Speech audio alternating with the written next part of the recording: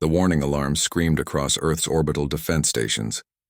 Captain Hyun Lee stood on the bridge of the Indomitable, watching his screens fill with red dots. So many red dots that they looked like a solid wall. "Count?" he asked, his voice steady despite the ice forming in his stomach.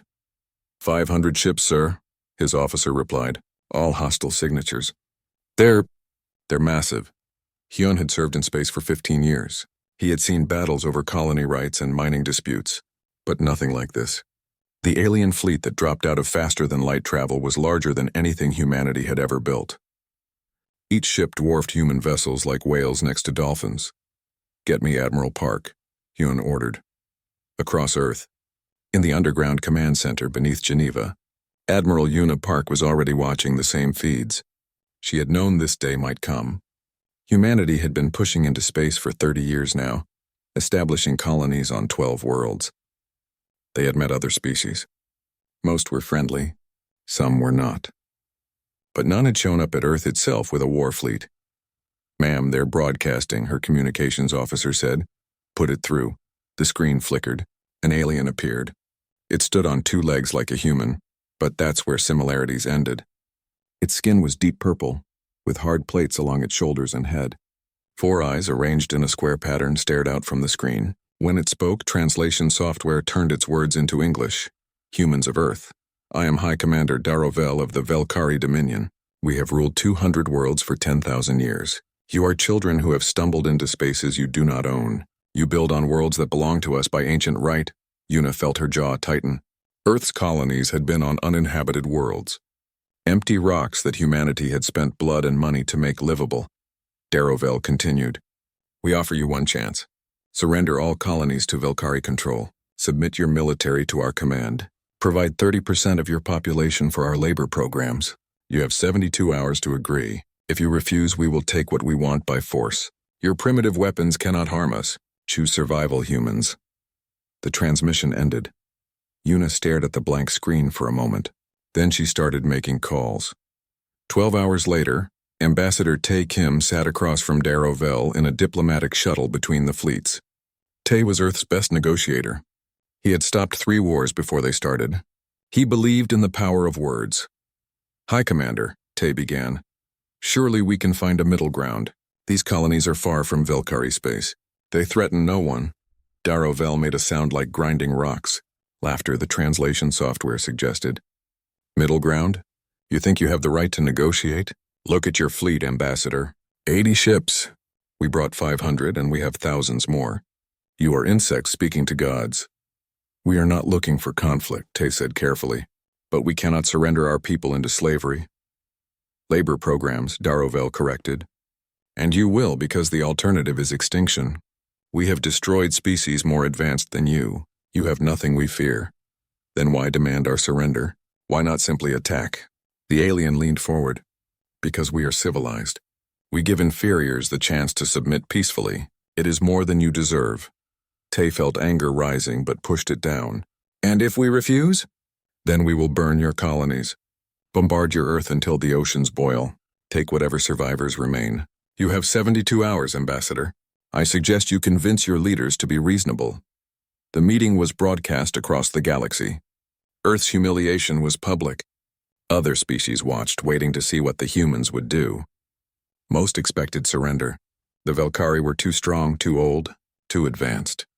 Back on Earth, Una gathered her top officers in the war room. Captain Hyun was there, pulled down from his ship. Colonel Minho An, commander of special operations. Dr. Su Choi, their chief weapons scientist. Captain Hana Song, who led their stealth reconnaissance fleet. Others filled the room. "Options," Una said simply. "We can't win a direct fight," Hyun said. "Their ships have better shields, better weapons, better everything." "In a traditional battle," Colonel Minho added. "But they fight like it's a parade. I've watched their formations. Perfect lines. Perfect spacing. They haven't had a real war in centuries." "We have," Dr. Su muttered. "We've been fighting each other for thousands of years. We know how to make war ugly." Una nodded. "Show me what we have." Dr. Su pulled up displays. "Our weapons aren't as powerful as theirs, but we designed them differently. They use pure energy weapons. Elegant, clean. We use kinetic weapons. railguns that fire metal slugs at near light speed, missiles with nuclear and antimatter warheads, drones that can kamikaze into targets. They'll laugh at that, someone said. Let them, Dr. Sue replied. Their shields are designed for energy weapons. Kinetic impacts hit differently, and we have something they don't. What's that? Yuna asked, desperation and creativity born from it. Captain Hana spoke up. My stealth ships can get close to their fleet. Really close. Their sensors are designed to detect big energy signatures. Our cold-running scouts are nearly invisible to them. What about their homeworld? Yuna asked. 300 light-years from here. They have 50 colonies between us and there. All heavily defended. Yuna was quiet for a long moment. Everyone waited. Finally, she spoke. They think we're primitives. They think we'll roll over because they're bigger and older. They don't understand what humans are. What are we? Hyun asked. Survivors. We crawled up from caves while predators hunted us. We built civilizations and burned them down and built them again. We've had world wars, nuclear weapons, plagues, and we're still here. Not because we're the strongest, but because we're the meanest. She looked around the room. We're not going to fight fair. We're not going to fight clean. We're going to fight like humans. Like everything we love is on the line, because it is. You're ordering war? Colonel Minho asked. I'm ordering survival. When Ambassador Tay returns, I want a message ready for the Velkari. I want it broadcast across every channel in the galaxy. What message? Yuna smiled, but there was no warmth in it. Come and take it. The 72 hours counted down. Velkari ships maintained their perfect formation. Weapons ready but not fired. Darovel was confident. He had seen the human fleet. He had watched their ambassador fumble for words. He knew how this would end. When the deadline arrived, he opened a channel to Earth, expecting submission. Instead, Admiral Yuna Park appeared on his screen. Behind her, the flags of Earth's nations hung on the wall. High Commander Darovel, she said, we have considered your ultimatum. Here is our response. No. Darovel's faceplates shifted in what might have been surprise. You refuse? You doom your species. Maybe, Yuna replied. But if we die free. You wanted our colonies? Come and take them. You wanted our people? Come and take them. You wanted Earth itself? Come and take it. The transmission ended. Across Earth's orbital space, 80 human ships powered up their weapons. They moved into attack positions, spreading out in patterns that looked random but were carefully calculated. On the Velkari flagship, Darovel stared at the empty screen. Then he began giving orders. The humans would learn their lesson. It would be painful. It would be fatal. He had no idea that he was about to learn a lesson instead. The lesson would be simple. Humanity didn't start this war, but they would finish it. Naravel stood in the intelligence center of her father's flagship, studying the data on human technology. As the Velkari's top intelligence officer, it was her job to know the enemy. What she saw made her uneasy, though she couldn't explain why. Analysis complete, Commander, her assistant reported. Human technology is approximately 200 years behind our own. Their weapons are primitive. Their shields are weak. Their ships are small. Then why do I feel like we're missing something? Nara muttered. Her assistant's plates shifted in confusion. Commander? Look at their military history. They've had 3 global wars in the last 200 years. Dozens of smaller conflicts. They've never stopped fighting each other. That proves they're barbaric. Or that they're very, very good at it, Nara said quietly. She pulled up footage from the diplomatic meeting, watched the human ambassador carefully. His words were peaceful, but his eyes were not. They were the eyes of someone calculating, planning. She had seen those eyes before, in the old war vids from when the Velkari still had enemies, before they became so strong that no one dared fight them anymore. Nara requested a meeting with her father. Darovel was in his command chamber, reviewing the battle plans. When she entered, he barely looked up. Father, I have concerns about the humans. They refused our generous offer. They will be dealt with. That's what concerns me. Why would they refuse? They must know they cannot win. Darovel finally looked at his daughter. Because they are young and foolish. They have not learned their place in the galaxy. We will teach them. But what if... Nara, he interrupted, his voice hard. I have fought for 3 centuries. I have conquered 40 worlds. Do you think I cannot handle one primitive planet? She bowed her head. No, father. Of course not. But as she left, the unease remained. On Earth, Dr. Su Choi was working through his third night without sleep. Around him, engineers and scientists moved through the underground facility like ants in a disturbed nest. Everyone knew what was coming. Everyone was preparing. "Doctor, the nanite swarms are ready," a technician reported. Su nodded. Nanites were microscopic machines, each one smaller than a blood cell. Individually, they were harmless. Together in swarms of trillions, they could dismantle a ship from the inside out, eating through hull plating, wiring, anything they touched. The Velkari had never seen nanite warfare. It was considered crude by galactic standards. Most species had banned it centuries ago as too unpredictable. Humanity had never signed those treaties. "What about the singularity missiles?"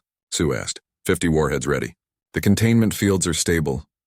Singularity missiles created tiny black holes on impact. They lasted only microseconds before evaporating. But in that time, they devoured everything within 100 meters. Again, most species had banned them. Too dangerous, too destructive. Humanity had built 50 and were making more. And the combat drones? 10,000 autonomous units ready. Self-replicating factories online. "We can produce 1,000 more per day." Su allowed himself a small smile. The Velkari thought they were fighting primitives. They had no idea what humans had built in secret, preparing for a day they hoped would never come. In orbit, Colonel Minho An floated in the airlock of a stealth shuttle. Around him, 20 other special operations soldiers checked their equipment. They wore powered armor, painted black to absorb all light. Each soldier carried enough firepower to level a building. "Listen up," Minho said over the private channel. "Our mission is simple. Get aboard 3 of their command ships. Find their central computing cores. Plant the seeds. Get out." Seeds was their code word for the AI viruses. Once planted, the viruses would hide in Velkari systems, waiting for the signal. When activated, they would cause chaos, turn weapons on friendlies, shut down shields, vent atmosphere, whatever caused the most confusion. "They'll be watching for boarding attempts," one soldier said. "They'll be watching for armed shuttles and assault ships," Minho corrected. "They won't see us. Our stealth tech is beyond anything they have. We're ghosts." The shuttle launched silently. No engines burning, just tiny thrusters pushing them toward the Velkari fleet. On their sensors, the enemy ship sat in perfect formation. Beautiful, symmetrical, predictable. Minho had studied Velkari military doctrine. It hadn't changed in 5,000 years. Why would it? They always won. Their tactics were taught in academies across the galaxy as examples of perfection. But perfection was brittle. One good hit could shatter it. Captain Hana Song commanded a different kind of stealth ship. Larger than Minho's shuttle but still invisible to Velkari sensors, her vessel carried advanced scanning equipment. For the past day, she had been mapping the enemy fleet. Target their shield generators, Admiral Park had ordered. Their weapons hardpoints. Their communication arrays, everything. "I want to know where to hit them to make it hurt." Hana's crew had done just that. Now she looked at the data and felt a grim satisfaction. The Velkari ships were powerful, yes, but they were designed for fleet actions, for standing battles where 2 forces lined up and hammered each other until one side broke. They weren't designed for the kind of chaotic, dirty fighting humans excelled at. "Ma'am, should we return to Earth?" her navigator asked. "Not yet. Get us closer to their flagship. I want to see what the High Commander is doing." They drifted closer, so close that Hana could see individual viewports on the massive alien vessel. Inside, Velkari crew members moved through corridors, confident, relaxed, like they were on a training exercise. "They think they've already won," her weapons officer said. "Good," Hana replied. "Overconfidence kills." On the Velkari flagship, Darovel reviewed the human fleet positions. His tactical officer had marked each human ship on the display. "They're moving into suicide positions," the officer reported. "Spread out, no supporting formations. If we attack now, we can destroy them piecemeal." "They panic," Darovel said with satisfaction. As expected. They realized their mistake too late. Nara was in the room. She studied the human positions differently. Something about them bothered her. They didn't look panicked. They looked deliberate. "Father, what if it's a trap?" "A trap? They have 80 ships to our 500. What trap could they possibly set?" "I don't know, but something feels wrong." Darovel made that grinding sound again, his version of laughter. "You worry too much, daughter. Watch and learn. This is how we have ruled the galaxy for so long. Superior force applied decisively. In 1 hour we attack. By day's end, Earth will beg for mercy. The hour passed. Darovel gave the order. The Velkari fleet began its advance. 500 ships moving in perfect formation. A wall of metal and weapons designed to crush all resistance. On Earth, Admiral Una Park watched them come. Around her, the command center was silent, tense. Everyone knew what happened next would determine humanity's future. All ships, she said calmly, execute pattern chaos. In orbit, the 80 human ships suddenly accelerated in different directions. No formation. No coordination that Velkari sensors could detect. To Darovel, it looked like complete panic, see? He said to Nara. They break before we even fire. But in truth, every human ship knew exactly where it was going. They had practiced this for months. Pattern chaos looked random, but it was carefully designed to put maximum pressure on the Velkari formation. More importantly, it was designed to get inside the Velkari's minimum weapons range. Their massive cannons needed distance to track targets. Up close, in the chaos of swirling ships, those weapons became useless. Sir, human vessels entering close range, the Velkari tactical officer reported, his voice rising slightly. Impossible. No sane commander would. They're launching fighters, another officer shouted. From the human ships poured thousands of small craft. But they weren't manned fighters. They were drones, AI controlled and programmed with one directive: destroy the enemy by any means necessary. Many carried singularity warheads. Others carried nuclear weapons. Some were just metal shells filled with explosives designed to ram enemy ships at thousands of kilometers per second. Defensive fire, Darovel ordered. The Velkari ships opened up with point defense weapons. They destroyed hundreds of drones, thousands, but there were tens of thousands. And the drones didn't care about dying.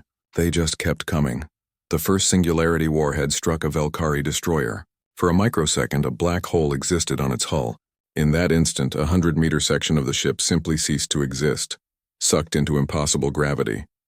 The destroyer broke in half. Shields! Darovel screamed. But the shields, designed to stop energy weapons, did nothing against kinetic impacts. The drones slammed into ship after ship. Explosions blossomed across the Velkari formation like deadly flowers. And then Colonel Minho's teams activated their viruses. Across 3 command ships, computers went mad. Weapons fired at random. Shields dropped without warning. Life support systems cycled atmosphere into space. The perfect Velkari formation dissolved into chaos. Nara watched in horror. In 15 minutes, humanity had done what she thought impossible. They had bloodied the mighty Velkari Dominion, and the battle had only just begun. Captain Jin Kang gripped the controls of his fighter, weaving between explosions that lit up space like fireworks. Behind him, a squadron of 40 pilots followed his lead. They were the tip of the spear, the ones who flew straight into the teeth of enemy fire. Gold Squadron, lock targets, Jin ordered. Remember, we're not here to dogfight. We're here to deliver packages. The packages were attached to the belly of each fighter, missiles carrying miniature singularity warheads. One-shot weapons that would either change the battle or get them all killed. Probably both, multiple contacts, his wingman shouted. Velkari interceptors launching. Jin saw them on his screen. Sleek craft that looked like they belonged in a museum. Beautiful, elegant, fast. Ignore them, Jin said. Drones engage interceptors. Squadron pushed through. From the carriers behind them, waves of autonomous combat drones surged forward. They met the Velkari interceptors head-on. The drones were cheap, simple, and entirely willing to sacrifice themselves. For every human fighter, there were 100 drones. The Velkari pilots had never seen anything like it. They tried to fight honorably with skill and precision. The drones just swarmed them, crashing into them, blocking their shots, overwhelming their sensors with electronic noise. Clear path, Jin's targeting officer called out. 30 seconds to launch range. Jin could see the Velkari cruiser ahead of them. Its point defense turrets were firing, but they were designed to hit missiles and torpedoes, not small fighters moving at combat speeds. Most shots went wide. 20 seconds. A Velkari interceptor broke through the drone screen, guns blazing. Jin's shields flared as energy bolts hammered into them. His fighter shook. Warning lights blinked red. Stay on target. Jin shouted, mostly to himself. 10 seconds. The cruiser filled his entire view now. He could see individual weapon ports. Emergency lights where human drones had already damaged sections. Velkari crew visible through viewports, probably not believing what they were seeing. Launch. Jin fired his missile and immediately pulled up, acceleration crushing him into his seat. Behind him, 40 missiles streaked toward the cruiser. The Velkari finally got their point defense organized. They destroyed 37 missiles. 3 got through. 3 miniature black holes appeared on the cruiser's hull. Each one lasted a fraction of a second. Each one consumed everything within 100 meters. The cruiser didn't explode. It simply came apart, torn into pieces by forces it was never designed to withstand. Kill confirmed. Someone shouted over the comm. Gold Squadron, return to— No, Jin interrupted. Look at the fleet. They're breaking formation. All squadrons, press the attack. Don't let them reorganize. In the command center on Earth, Lieutenant Unryu watched her screens with fierce concentration. She wasn't a pilot or a soldier. She was a specialist in something the Velkari had never mastered: combat artificial intelligence. Systems breach successful on Cruiser 7, one of her team reported. AI taking control. On her main display, Yoon could see the digital battlefield. Every Velkari ship showed as a complex network of systems. Most were hardened against hacking. Most, but not all. Velkari computer security was designed to stop other Velkari systems. It had never encountered human AI warfare. Target their friend-foe identification, Yoon ordered. Make them think their neighbors are enemies. Her team worked their keyboards like concert pianists. Code flowed across screens.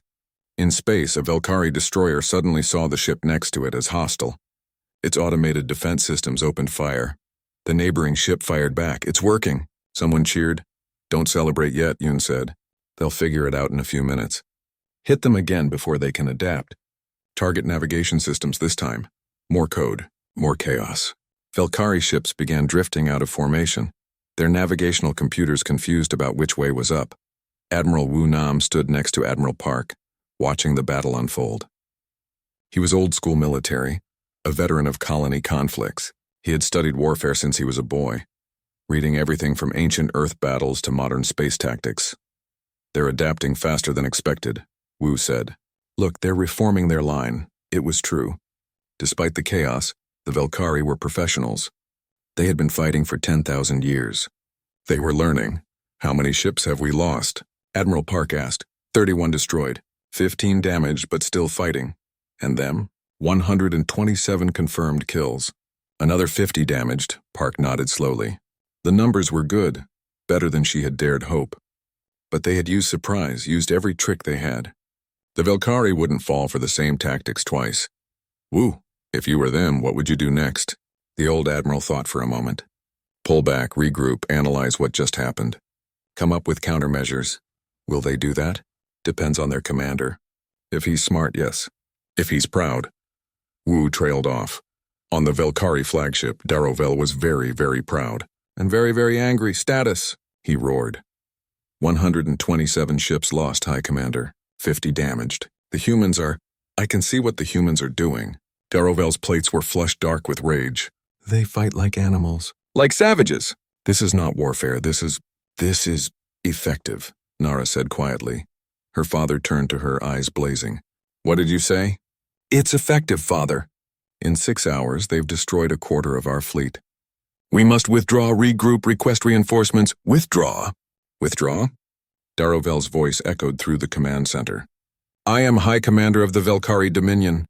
I do not withdraw from primitives. Father, please, silence! He turned to his tactical officer. Order all ships to reform. We attack with our full remaining strength. Crush them. I want Earth burning before this day ends.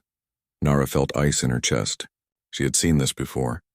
Her father was too proud to admit he had made a mistake. Too proud to change tactics. And that pride was going to get thousands of Velkari killed. But she was only an intelligence officer. She couldn't countermand the High Commander. The Velkari fleet began to reform. 373 ships remained. Still far more than the humans had. Still powerful enough to lay waste to Earth's defenses. Darovel opened a channel. It broadcast across all frequencies, meant for both sides to hear. Humans of Earth, you have surprised us, I admit. You fight with cunning and desperation. But cunning cannot defeat strength. Desperation cannot defeat power. We are the Velkari. We have crushed civilizations older and stronger than yours. You have merely annoyed us. Now you will face our wrath. No mercy, no surrender. We will burn your world. The transmission cut off. Every screen in the Velkari fleet went black for a moment. Then they flickered back on, showing not Darrovel but Admiral Una Park. "Hi, Commander," she said, her voice calm.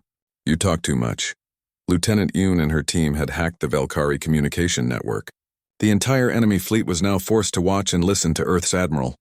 "You came to our home," Park continued, "demanded our surrender, threatened our families. You thought we were primitives, savages, children playing with ships we don't understand."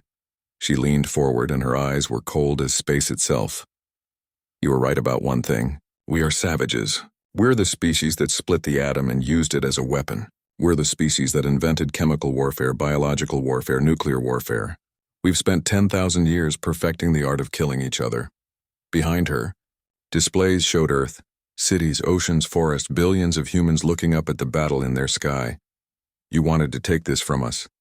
Our home, our freedom, our future. So yes, we fight like savages. We fight dirty. We fight without honor or rules. Because when someone threatens our home, we don't just want to win. We want to make sure they never threaten us again." Admiral Wu Nam appeared beside Park on the screen. Ancient human military strategist once said, "When you surround an army, leave an outlet free. Do not press a desperate foe too hard. You have done the opposite. You trapped us with our backs against our homeworld. You gave us no choice but total war." Park spoke again. "So here's what happens next, High Commander. You can leave now. Take your damaged fleet and go home. Tell your empire that humans are not prey. Tell them we bite back. Or you can stay and fight, and we will kill every last one of you. Your choice. You have 5 minutes to decide." The transmission ended. The Velkari fleet had their channels back. In the command center, Darrovel stared at the blank screen. His officers waited for orders. The bridge was silent except for the beeping of damaged systems. Nara spoke carefully. "Father, this is our chance. We can withdraw with honor. Regroup and—" "No." Darrovel's voice was quiet now. "Dangerous. They humiliated us. Broadcast our shame across the galaxy. If we withdraw now, the Dominion looks weak. Other species will rise against us. If we stay and lose more ships, and we will not lose," he thundered. "We are Velkari. All ships, battle formation Delta. Target their largest vessels. We end this now." The Velkari fleet advanced again, weapons hot. On Earth, Admiral Park sighed. "They chose death, very well. All ships pattern chaos again. Show them what happens when humans get angry. Lieutenant Yoon, release the nanite swarms." In orbit, cargo containers detached from human ships. They drew. 3 weeks after the Battle of Earth, Darrovel stood before the Velkari Council of Elders. The council chamber was ancient, built from stone that had witnessed 10,000 years of Dominion history. Today, that stone would witness shame. 1,200 ships, Elder Canto said, his old voice heavy with disappointment. "We are sending you 1,200 ships, High Commander. More than we have committed to any battle in 1,000 years. "It will be enough," Darrovel said, though his confidence felt hollow. "It had better be," another elder said. "You assured us these humans were primitive. You lost 300 ships proving otherwise. The entire galaxy is talking about our defeat." "It was not a defeat," Darrovel protested. "A tactical withdrawal. Call it what you wish. The outcome is the same. We look weak. Already 3 minor species have refused tribute payments. 2 colony worlds are talking of independence. This cannot stand." Elder Canto leaned forward. "Crush these humans, Darrovel. Utterly. Make an example that the galaxy will remember for centuries. Show them what happens when anyone challenges Velkari might." Darrovel bowed. "It will be done." But as he left the chamber, Nara was waiting for him. Her face was troubled. "Father, I've analyzed the human defensive strategies. They won't fight the same way twice. If we come at them with overwhelming force, they'll what?" Darrovel snapped. "Survive? They have maybe 60 ships left. We're bringing 1,200. The mathematics are simple even for humans. It's not about numbers. It's about enough!" Her father's plates flushed dark. "I am tired of your doubts, daughter. You will serve on my flagship as ordered, and you will watch as I turn Earth into a monument to Velkari power." On Earth, Admiral Una Park stood in front of a different council, the United Earth Government, representatives from every nation and colony. They looked tired, scared. "They're coming back," she told them. "Our scouts confirm it. 1,200 ships this time." Silence filled the room. Someone finally spoke. Can we win? Not if we fight defensively, Park said. If we sit here and wait for them, they'll overwhelm us. Too many ships, too much firepower. Then what do? The representative from the Asian Alliance asked. Surrender? No. Park's voice was hard. We attack. The room erupted. Everyone talking at once, impossible, suicide, madness. Park waited for the noise to die down. Then she activated a holographic display. It showed the space between Earth and Velkari territory. Dozens of worlds marked in red. The Velkari are powerful because of these, she said, highlighting several systems. Supply worlds, factory worlds, fuel depots. They've had 10,000 years to build an infrastructure that supports their empire. It's efficient, interconnected, and fragile. Captain Bora Jang, standing beside her, took over the briefing. We hit them where they're not expecting it. Not their military bases, their supply chains. We destroy their ability to wage war, and their fleet becomes a bunch of very expensive paperweights. You're talking about deep strike missions into enemy territory, someone said. That's exactly what they don't expect, Park finished. They think we'll sit here and defend. They think we're scared. So we do the opposite. We take the war to them. Another counselor stood. Admiral, even if this works, we're talking about hitting civilian targets.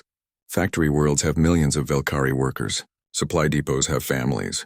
This goes against every rule of warfare. Park's expression didn't change. They came to enslave 30% of Earth's population, to burn our colonies, to take our children for their labor programs. They drew the line, not us. Now we cross it. The vote was close. But in the end, fear won. Fear and survival instinct. The mission was approved. 2 days later, Captain Bora Jang led a fleet of 20 fast attack ships into enemy space. They used experimental jump drives, modified to make smaller, more precise, faster-than-light jumps.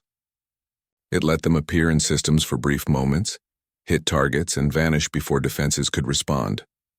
Their first target was a Velkari mining world called Keltar. It produced rare metals needed for ship construction. 3 orbital factories processed the ore. Bora's fleet appeared at the edge of the system. Immediately, warnings blared on Velkari sensors. Human ships. How did they? They never finished the question. Bora's ships launched missiles. Not at the factories. At the massive ore processors in orbit. Each one was the size of a city. The missiles carried engineer Do-Yun Seo's latest creation, nanite swarms programmed specifically to dismantle industrial equipment. When they hit, trillions of microscopic machines spread across the processors like a disease. Jump in 30 seconds, Bora ordered. On the surface of Keltar, Velkari workers watched in horror as their orbital factories began to collapse. Metal twisted. Structures fell apart. In 5 minutes, facilities that had taken decades to build were reduced to debris. Then the human ships vanished, jumping away before Velkari defense forces could respond. They hit 6 more systems in the next week. Each time the pattern was the same. Appear, destroy, vanish, never staying long enough to fight. Just long enough to hurt. Engineer Do-Yun Seo watched the results from his lab on Earth. The nanite swarms were working even better than expected. Each deployment learned from the last became more efficient, more destructive. How long until they develop countermeasures? An assistant asked. Do-Hyun smiled grimly. Months, maybe years. Nanite warfare is banned across most of the galaxy. They don't have research into it. By the time they figure out how to stop it, we'll have moved on to something worse. Worse? Always, that's what humans do. We keep making the weapons deadlier. Meanwhile, Admiral Una Park had authorized an even more controversial weapon. She called it the Reaper Protocol. It was simple, really. Von Neumann machines. Self-replicating factories that could consume raw materials and build copies of themselves. Most species use them for peaceful purposes. Building infrastructure. Creating supplies. Humanity had weaponized them. The Reapers were the size of cars. They landed on uninhabited asteroids and began consuming rock and metal. Each one built 2 copies of itself. Those 4 built 8. 8 built 16. The growth was exponential. When there were enough, they swarmed toward Velkari space stations. They didn't need weapons. They just landed on the hull and began eating. Converting the stations into more Reapers, a Velkari station that had stood for centuries could be reduced to nothing in a day. And the Reapers would move on to the next target. Their numbers doubled. Across Velkari space, panic spread. Colony worlds reported supply shortages. Ships couldn't refuel. Factories went dark. The vast infrastructure that had sustained the Dominion for 10,000 years was collapsing, and then the Velkari Council called for peace talks.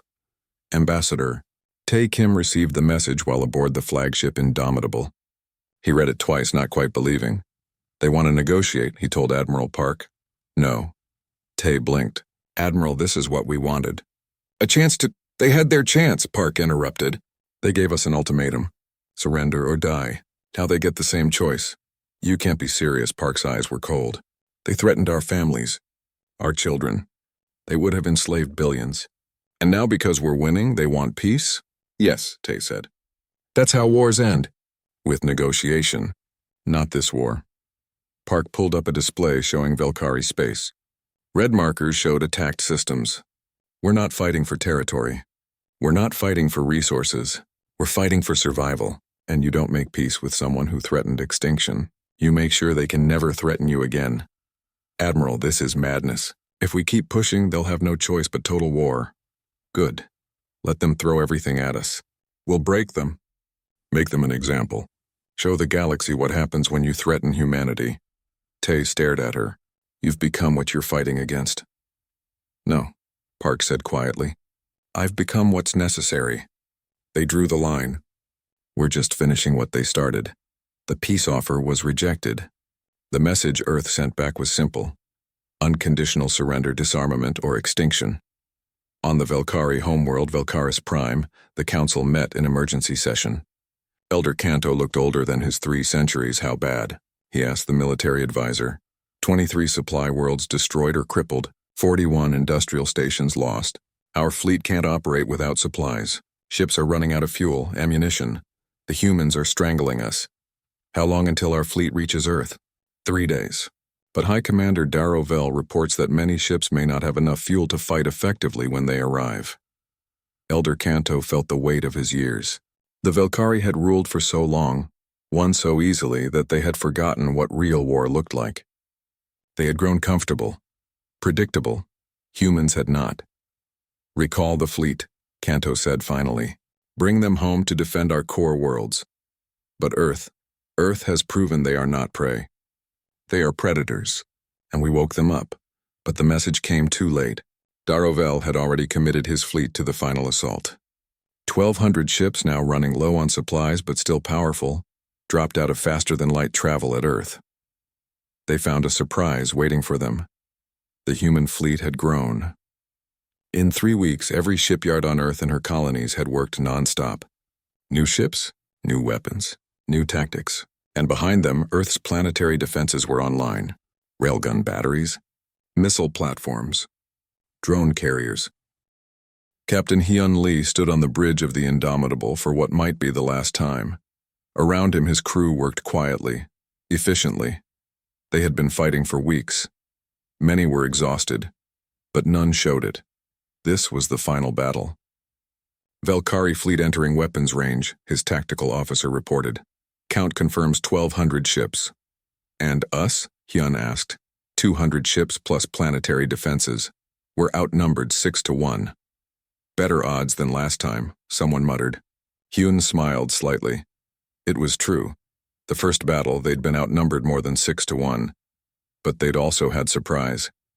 Now the Velkari knew what humans could do. They would be ready. All ships. Admiral Park's voice came through. Remember your training. Remember what we're fighting for. Today we either secure humanity's future or we die trying. Make every shot count. Make them pay for every meter of space. Show them that humans don't break. Across the fleet, on 200 ships, crews echoed her words. Don't break, don't break, don't break. The Velkari fleet advanced like a tide of metal and death. Darrow Vell sat in his command chair, watching Earth grow larger on his screens. So much trouble from such a small world. Today he would end it. Target their defensive platforms first, he ordered. Clear the approaches, then bombard the surface. Focus on their major cities. Sir, an officer hesitated. That will kill billions of civilians. Darrow Vell's plates were dark with anger that had burned for weeks. Good. Let the galaxy see what happens to those who defy us. Let them remember this day with fear. Beside him, Nara felt sick. This wasn't warfare. This was genocide. But she was only one voice against her father's fury. The first shots were fired. Velkari energy beams reached across space, targeting human defensive platforms. The platforms fired back with railguns and missiles. Space between the two forces lit up with weapons fire. On Earth, in the command center deep underground, Admiral Park watched the battle unfold on multiple screens. Numbers scrolled past. Ship status, damage reports, casualty counts. "They're throwing everything at our platforms," Admiral Wu Nam observed, trying to clear a path. "Let them," Park said. "They're burning fuel and ammunition they can't replace. The longer they take to break through, the weaker they get." "And if they do break through?" Park didn't answer immediately. Finally, she said, "Then we activate Solar Strike." Wu's eyes widened. "Admiral, that weapon is untested. The calculations show only a 60% chance of, if they break through, 60% is better than 0. Solar Strike. Engineer Do Yun Seo's most ambitious and terrifying creation. It was based on stellar engineering, the science of manipulating stars. The theory was simple. The execution was anything but.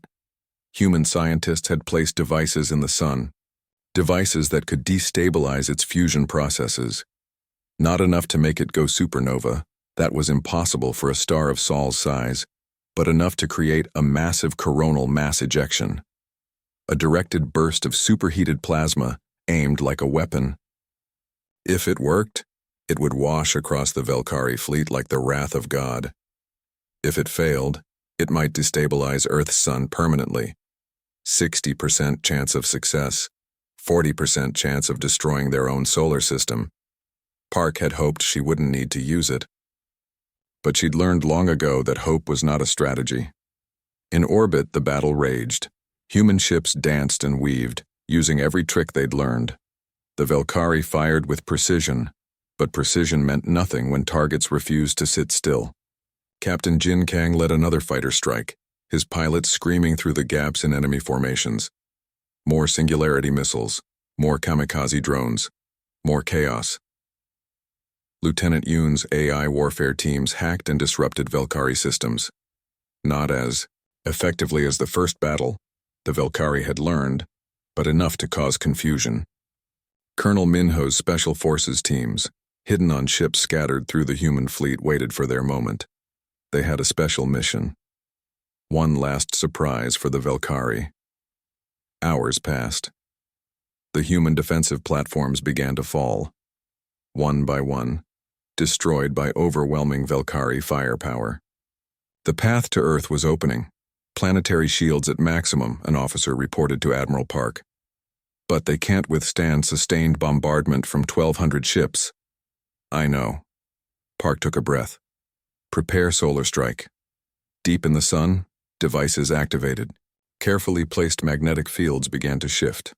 Fusion reactions started to spiral. It would take time. Minutes that felt like hours. On the Velkari flagship, an officer called out, "Sir, we're detecting unusual activity in their star. Energy readings are off the charts." Darovel studied the data. "Some kind of weapon?" "Unknown. But if these readings are accurate, it doesn't matter. Push forward. We're almost through their defenses." Nara looked at the readings. Her training in intelligence had taught her to recognize patterns, to see what others missed, and what she saw terrified her. "Father, we need to retreat now." "What?" "They're doing something to their sun. If I'm reading this correctly." "Impossible. No species has that kind of technology." "No sane species," Nara said urgently. "Father, they're going to weaponize their own star. They're desperate enough to risk destroying their entire system just to stop us." For the first time, doubt crossed Darovel's face. He looked at Earth, at the sun beyond it, at the readings that showed something impossible happening. "That's madness," he whispered.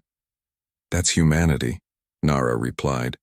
"Please, Father, order retreat, before it's too late." But pride is a terrible thing. Darovel had told the Council he would crush humanity. He had told the galaxy he would make an example. He had told himself that Velkari might was absolute. To retreat now would be to admit he was wrong. To admit that primitives had beaten him twice. No, he said. We're too close. We push through. Activate shields to maximum. All ships, full speed toward Earth. We end this now. The Velkari fleet surged forward. 1,200 ships at maximum burn, weapons blazing. In the command center, Admiral Park watched the solar readings reach critical threshold. Admiral, the science officer said, voice shaking. Solar strike is ready. But I must warn you again if this goes wrong. I know the stakes, Park said quietly. All human ships, emergency retreat. Pull back to minimum safe distance. Now. Human ships broke off combat, burning hard away from Earth and the sun. The Velkari saw it as victory. The humans were fleeing. Target Earth, Darovel commanded. Fire everything. But then the sun screamed. A massive coronal ejection erupted from the solar surface.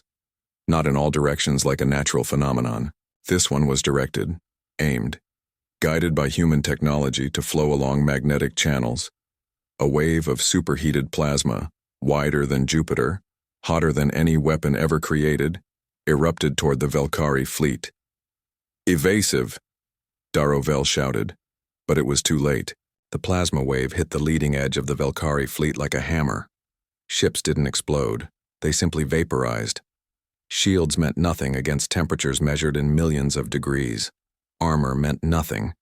1,200 ships were reduced to 800 in seconds. Those that survived were damaged, systems overloaded, crews dead or dying from radiation. And in that moment, as Darovel stared at the destruction of his fleet, he finally understood. Humans didn't fight to win. They fought to survive. And there was no weapon, no tactic, no line they wouldn't cross to protect their home. Father, Nara said quietly, it's over. Darovel's hands shook. His command, his pride, his certainty, all destroyed in one terrible moment of human desperation. But before he could give the order to retreat, alarms blared. Human ships approaching. They're not running, they're flanking us. Admiral Park's 200 ships had pulled back just enough to avoid the plasma wave. Now they swept in from both sides, fresh and ready to fight. The Velkari fleet was damaged, disorganized, and trapped between human forces and their own dying star. This is Admiral Yuna Park to all Velkari ships, her voice broadcast across all channels. You have one chance. Power down weapons, surrender, or we finish this. On the flagship, Darovel looked at his displays. 800 damaged ships. No supplies. No reinforcements. An enemy that had just weaponized a star. And still, pride whispered to him, you are Velkari. You do not surrender. But then Nara did something that would be remembered in both species' histories. She pulled her sidearm and pointed it at her father. No, she said simply. The entire bridge froze. Daughter, Darovel began. No, she repeated. You've killed enough. You've lost enough. This ends now. You would betray me? Your own father? I would save our people. Someone has to. She turned to the communications officer. Broadcast this on all Velkari frequencies. I am Commander Naravel. I am assuming command. All Velkari ships will power down weapons and prepare to surrender. You have no authority, Darovel snarled. I have 800 ships full of crew who want to go home, Nara said. And I have a human fleet that just showed they'd rather destroy their own system than lose. What do you have, father? Pride? For a long moment, Darovel stared at his daughter, at the weapon pointed at him, at the screen showing his broken fleet. Then he slumped in his chair. Suddenly he looked old, tired. Do it, he whispered. Across the Velkari fleet, weapons powered down, ships vented their missile tubes, shields dropped. The greatest armada the Dominion had sent in 1,000 years surrendered to a species that had been in space for less than a century.